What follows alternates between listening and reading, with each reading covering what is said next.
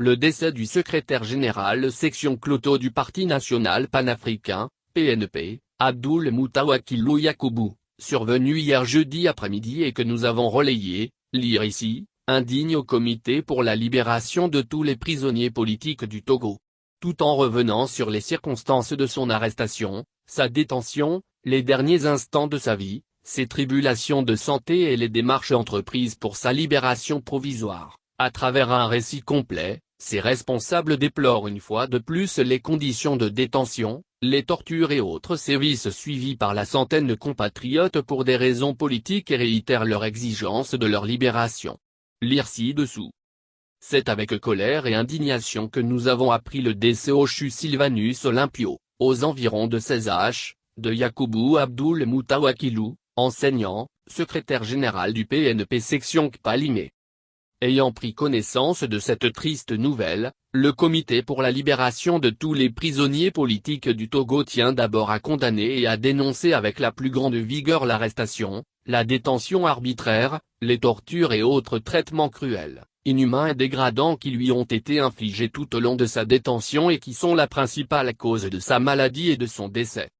Tout en présentant ses sincères condoléances à la famille de Yacoubou Abdoul Moutawakilou, le comité exige que tous ceux qui, dans la chaîne de responsabilité, ont eu à ordonner et à exécuter son arrestation ainsi que son maintien en détention en toute illégalité, pour des raisons uniquement politiques, soient recherchés, identifiés et poursuivis. Arrêté le 25 janvier 2020, comme nombre de militants et sympathisants du PNP croupissant actuellement dans les geôles du régime M. Fort et Sozimna Gnassimbe, Yacoubou Abdoul Moutawakilou a été détenu au camp Gpédago El Ogopé.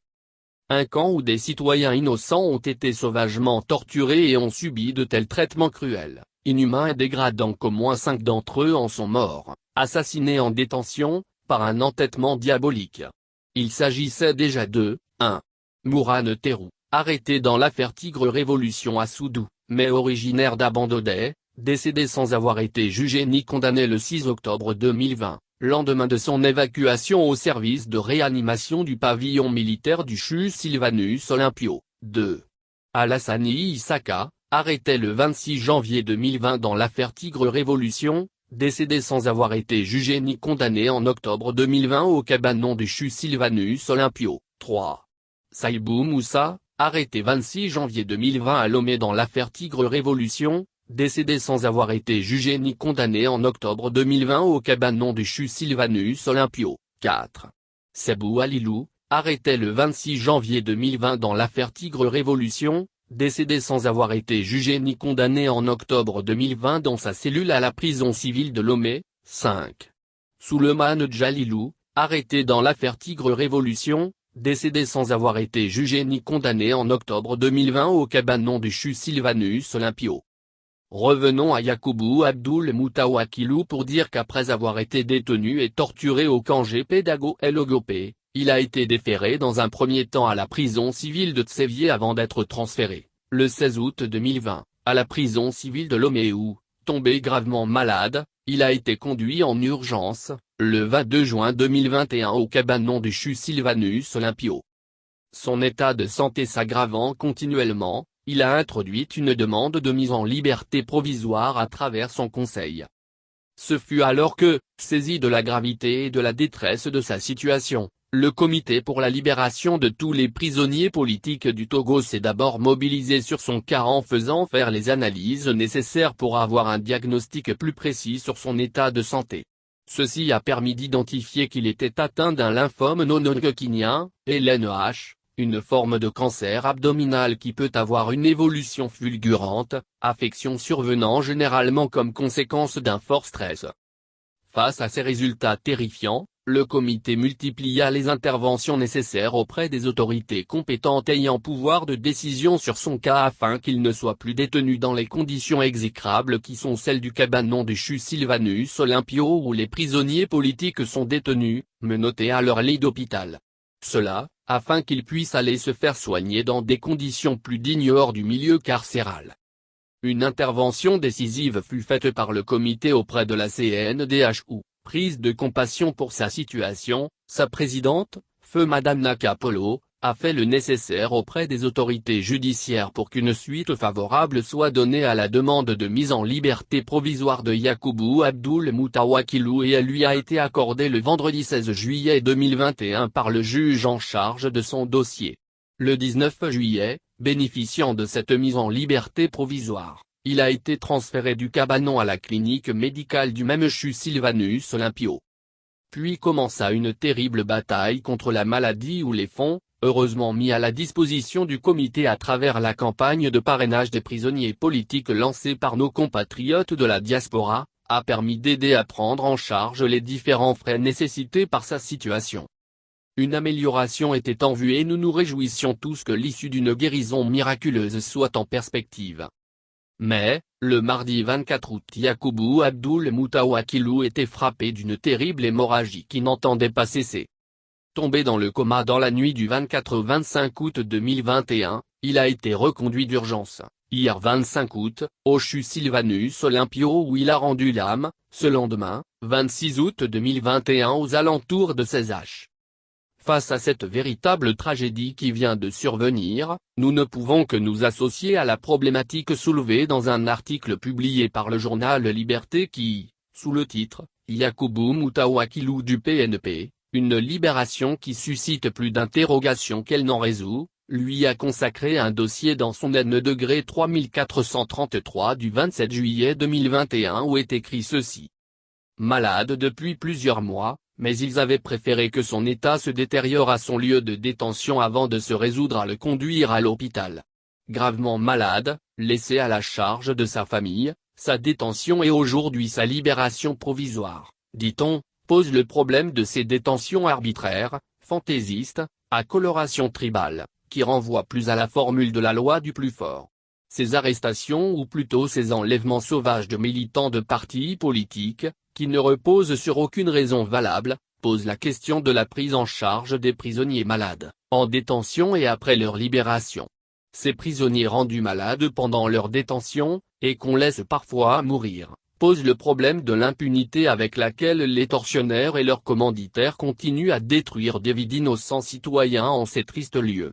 Pour Yakubu Mutawakilou, qui est toujours hospitalisé et souffrant d'après les dernières nouvelles en notre possession, nous espérons que ce ne soit pas trop tard comme pour Tahirou Mourane, Moussa Saïbou, Issaka Alassani, Souleymane Djalilou Grand. Arrêtés le 26 janvier 2020, tous sauvagement torturés au camp Jimpe d'Agoé Logopé dans l'affaire sans ethnique dite Tigre Révolution. Tous morts en détention sans jamais avoir été jugés et condamnés. Une liste malheureusement incomplète de prisonniers dont les familles ne recevront que les corps sans vie. Ils sont encore très nombreux, ces citoyens et citoyennes togolais à végéter en prison sans savoir le sort qui les attend. Point. Quel est donc ce régime qui parle de démocratie et d'élection, et en même temps engage une chasse à l'homme tous azimuts contre les vrais opposants à son système de gouvernement décrié par tous? Comme Yakubu Mutawakilou, il y a encore beaucoup de citoyens et citoyennes togolais, comme nous venons de le démontrer, arbitrairement arrêtés et détenus dans des conditions inhumaines. Et ce qui saute aux yeux en parcourant la longue liste des incarcérés, c'est le caractère ethnio-tribal de l'acharnement du régime de Faure-Gnassingbé contre certains Togolais. Plus de 99% des citoyens brutalement arrachés à la liberté sont, soit de Tkaoudjo, d'Assoli ou de Tchamba. Est-ce la bonne voie, selon ce régime d'un autre âge, pour arriver à la fameuse réconciliation dont on nous parle dans les discours officiels? Nous ne croyions pas. Pour terminer, nous voudrions joindre notre modeste voix à celle des associations de défense des droits de l'homme, et des leaders de la société civile engagés pour la même cause, pour demander la libération sans condition de tous les détenus politiques, donc Pachag Gnassingbé et ses co-détenus. Et après leur libération que l'État togolais pense à leur dédommagement, ainsi qu'à celui des familles de tous ceux qui sont morts en détention. C'est pourquoi nous ne pouvons que réitérer ici, les revendications immédiates présentées dans notre mémorandum pour l'arrêt de la préoccupante vague répressive et en cours d'accélération au Togo par lesquelles nous exigeons notamment 1.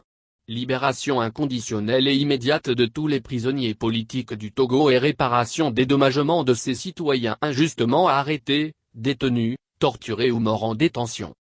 Réapparition en vie de tous les prisonniers politiques.